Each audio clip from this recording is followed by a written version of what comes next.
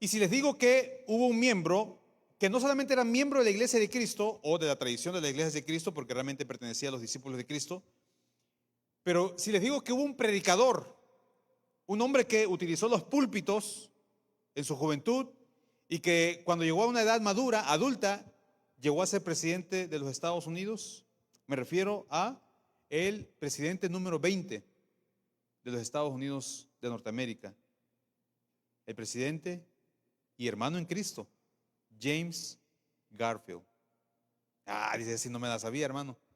De verdad que un predicador fue, y usted puede investigarlo, el único de todos los presidentes que ha tenido esta nación que ha sido predicador. Y fue de la tradición a la cual usted y yo pertenecemos. Le cuento un poquito acerca de este hermano.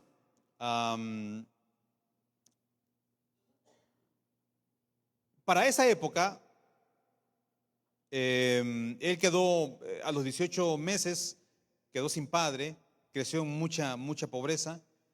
Su madre y un tío le ayudaron a estudiar, una mente brillante, fue muy bueno para los estudios. Los registros, ¿verdad?, que se tienen es que tenía que cortar leña para poder sobrevivir y ayudar también a su madre. Cortaba leña por 25 centavos en aquella época. Y él se sumó a un número de varios predicadores que en aquella época dejaron los púlpitos y se añadieron a la política. O sea, él no fue el único, ¿verdad? Para esa época eran muchos, y también eran muchos los que criticaban eso. Había un hermano de apellido Lipscomb, que hoy en día hasta tiene una universidad que lleva su nombre. Decía que muchos predicadores dejaban los púlpitos para ir a las sillas, o sea, las sillas del Congreso y todo esto. En aquella época, por ejemplo, se sabe que habían, y no voy a mencionar los nombres porque son muchos, pero hubo ancianos de la Iglesia de Cristo que llegaron a ser alcaldes. Hubo ancianos de la Iglesia de Cristo que llegaron a ser gobernadores. Y bueno, siempre hubo gente que se opuso, ¿no? Los criticaban a ellos por abandonar los púlpitos y ocupar sillas. Este hombre que le digo se bautizó a los 18 años de edad, y cuando tiene 21 años conoce a uno de los más grandes predicadores de aquella época, un hombre que se llamaba Alexander Campbell. Campbell tenía 72 años para esa época, él tenía 21, pero bueno, fue como un ejemplo a seguir, ¿no? Entonces, como Campbell era educador, también Garfield se dedicó a la educación, una mente brillante, les acabo de decir.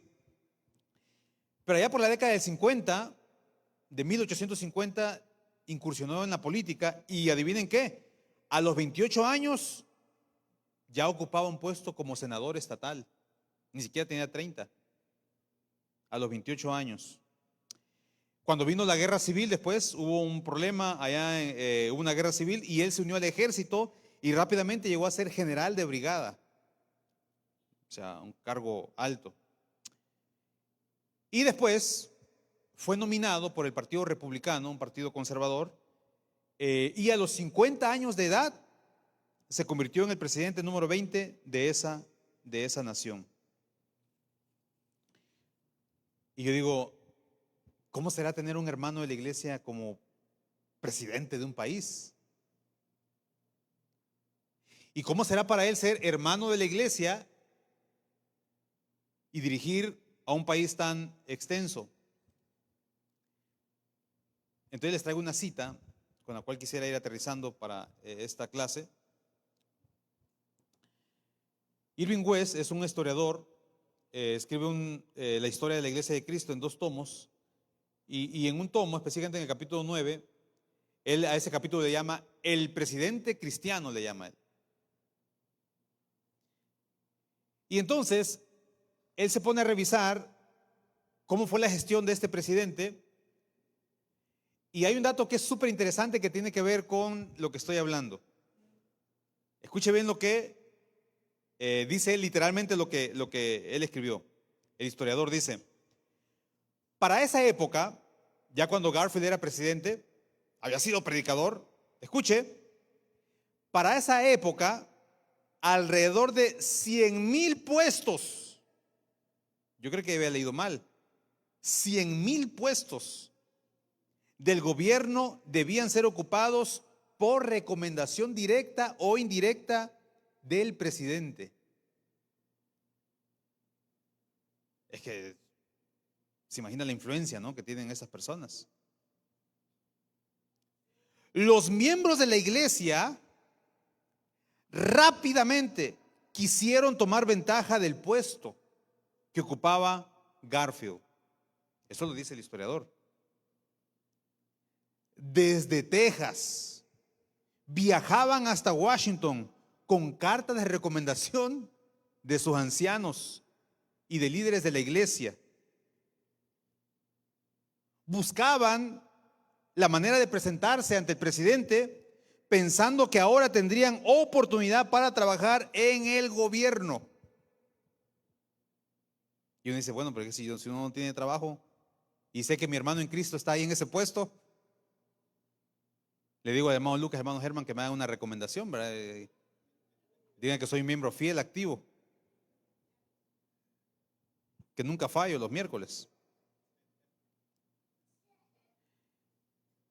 Y dice el historiador, Garfield siempre se negó a recibirlos.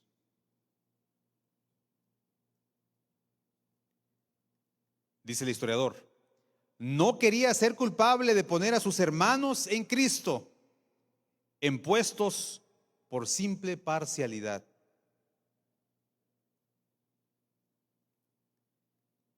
Le decía a los más cercanos de su gabinete y colaboradores, mire esta frase de lo que le decía, eso literalmente es lo que dice el historiador que dijo el presidente, que era predicador. Dio esta orden. ¿Qué orden dio él? Dice, mantengan a mis hermanos en Cristo alejados de mí. Me molesta que me busquen solamente para que les dé un puesto en el gobierno, debido a nuestra hermandad espiritual. Uno dirá, uy, el hermano. Y hasta le podíamos sacar textos bíblicos, ¿verdad? Primeramente desde la familia de la fe.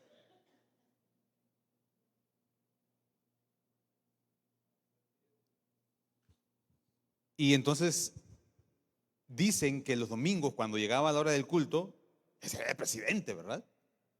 Que él tenía que salir por una puerta distinta, diferente a donde estaban. Ya se imagina usted la cantidad de gente que estaba esperándolo, ¿verdad? Yo soy miembro de la Kennedy allá. Trabajo en Baxter.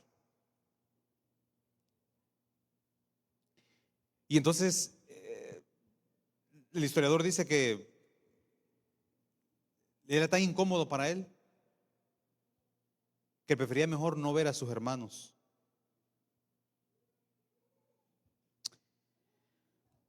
Tal vez esa es una primera parte nada más de varias cosas que vamos a estar abordando, pero lo que le quiero decir es que no podemos ser absolutistas, ¿no? No podemos decir, es que todos los que están en la política son malos. Ni tampoco podemos decir, todos los cristianos deberían meterse en esos asuntos porque los cristianos son buenos. Yo creo que los seres humanos no somos ni totalmente buenos ni totalmente malos. Tenemos matices de bondad y a veces matices de maldad. A veces podemos ser muy buenos y eso se puede potencializar con poder. Pero también a veces podemos ser muy malos y también se puede potencializar esa maldad con poder.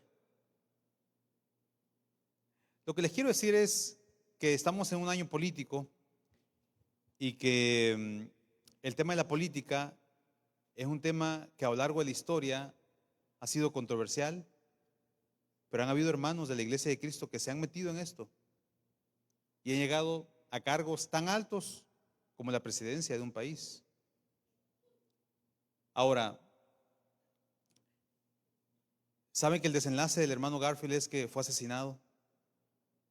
Un día mientras llegó a una estación del tren, una persona que creía que él tenía que darle trabajo, era un enfermo mental, lo asesinó, no murió de la bala, murió de la infección que le causaron los médicos, porque en ese tiempo la medicina no estaba tan avanzada y los médicos intentando salvarlo, le infectaron la herida y terminó muriendo a los meses.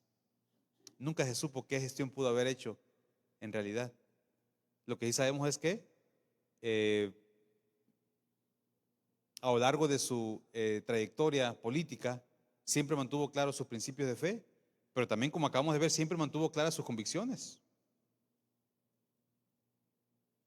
de la meritocracia, ¿no? Que iba a estar ahí quien realmente se lo merecía y no solamente porque eran miembros de la iglesia. Creo que vamos a seguir meditando sobre esto, pero por lo menos esta es una buena introducción para ir avanzando en estos temas. Que el Señor les bendiga.